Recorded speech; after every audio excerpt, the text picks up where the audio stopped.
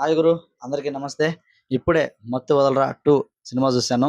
'మత్తు వదలరా 1' చూడని వాళ్ళు ఎవరైనా ఉంటే ఖచ్చితంగా ఒకసారి ఆ సినిమాని చూడండి. ఎందుకంటే ఆ సినిమా చూసిన తర్వాత ఈ సినిమా చూస్తే మీకు కొంచెం క్లారిటీగా అర్థమైతది. అంటే వాట్ ఈస్ వాట్ అనేది.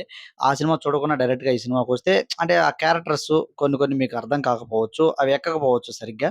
సో, కాబట్టి ఖచ్చితంగా పార్ట్ 1 చూసి మళ్ళీ తర్వాత ఈ సినిమా చూడండి. సో, ఇక సినిమా రివ్యూలోకెళ్ళిపోతే సినిమా స్టోరీ వచ్చేసి వెరీ సింపుల్ స్టోరీ.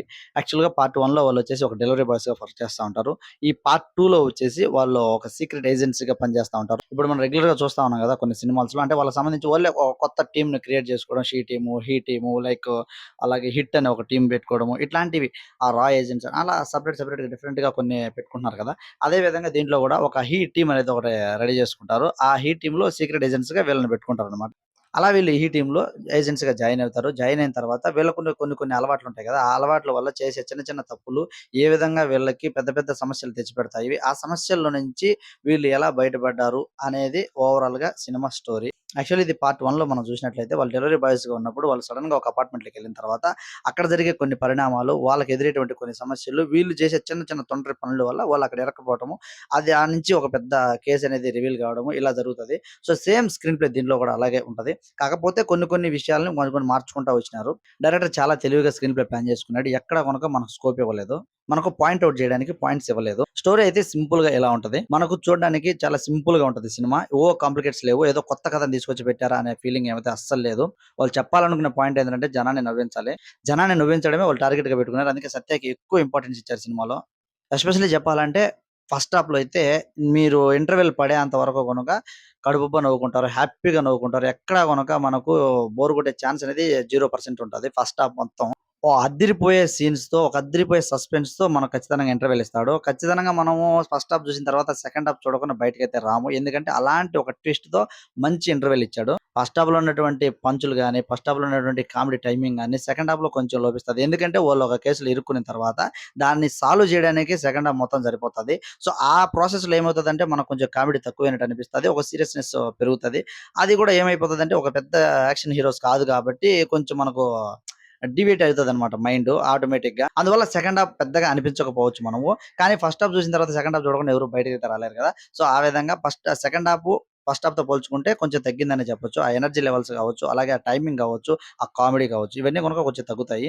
ఓవరాల్‌గా స్క్రీన్ ప్లే వైస్ చూసుకుంటే స్టోరీకి సెకండ్ హాఫ్ అనేది అవసరం. దాన్ని ఇంకొంచెం ఎంటర్‌టైన్‌మెంట్ వేలో చెప్పుంటే ఇంకా బాగుండని నాకనిపించింది. ఎందుకంటే ఫస్ట్ హాఫ్‌లో అంత ఎంటర్‌టైన్‌మెంట్ చూసి సెకండ్ హాఫ్‌కి వచ్చేసరికి మనకు కొంచెం అది తక్కువయ్యే కొద్దీ ఏమైపోతదంటే ఆడియన్స్ ఆటోమేటిక్‌గా నీరసానికి గురైపోతారు. యాక్చువల్‌గా నేను థియేటర్‌లో చూస్తా ఉన్నప్పుడు ఫస్ట్ హాఫ్‌లో ఎక్కడ గనుక ఇంత గనుక జనాలు సైలెంట్‌గా లేరు. నవ్వుతానే ఉన్నారు. అదే సెకండ్ హాఫ్ విషయానికొచ్చేసరికి కొంచెం ఇబ్బందయిపోయింది. సో, అది ఈ సినిమాకి సంబంధించి. ఇంక ఎక్స్‌ట్రా విషయాల గురించి మాట్లాడుకుంటే దీంట్లో స్క్రీన్ ప్లే చాలా బావుంది. అలాగే కెమెరా వర్క్ సూపర్‌గా ఉంది. ఎడిటింగ్ కూడా ఎక్సలెంట్‌గా ఉంది. ఈ సినిమాకి బ్యాక్‌గ్రౌండ్ స్కోర్ కాలభైరవ చేశారు. వాళ్ళ బ్రదరేనో. బ్యాక్‌గ్రౌండ్ స్కోర్ కూడా చాలా బావుంది. ఇంక ఈ సినిమాలో హైలైట్స్ గురించి మాట్లాడుకోవాలంటే ఫస్ట్ మనం మాట్లాడుకోవాల్సిన పేరొచ్చేసి సత్యది. ఆయన కామెడీ టైమింగ్‌కి నిజంగా ఫిదా అని చెప్పొచ్చు. అబ్బబ్బబ్బా! ఏది మాట్లాడినా, ఏది యాక్టింగ్ చేసినా, ఏ చిన్న ఎక్స్‌ప్రెషన్ పెట్టినా గనక జనాలు పడి పడి నవ్వినారు సినిమా హాల్‌లో.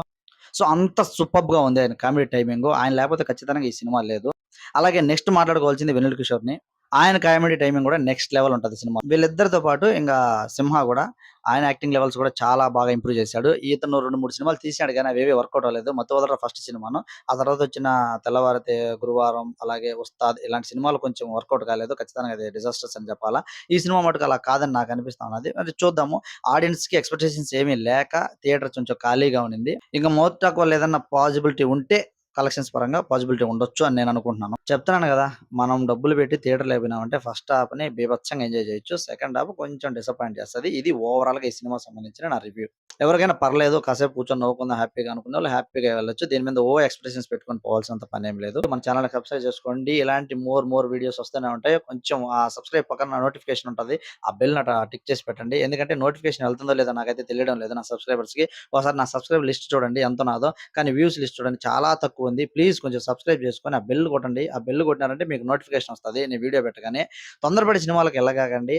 అంటే మేము రివ్యూ చెప్పిన తర్వాత కొంచెం చూసి ఎళ్లారనుకోండి మీకు కూడా ఏమనిపిస్తదంటే డబ్బులు కొంచెం సేవ్ అయితాయి. డబ్బులు ఊరికే ఊరికే రావు గదా! సో, అదే ఇంపార్టెంటు.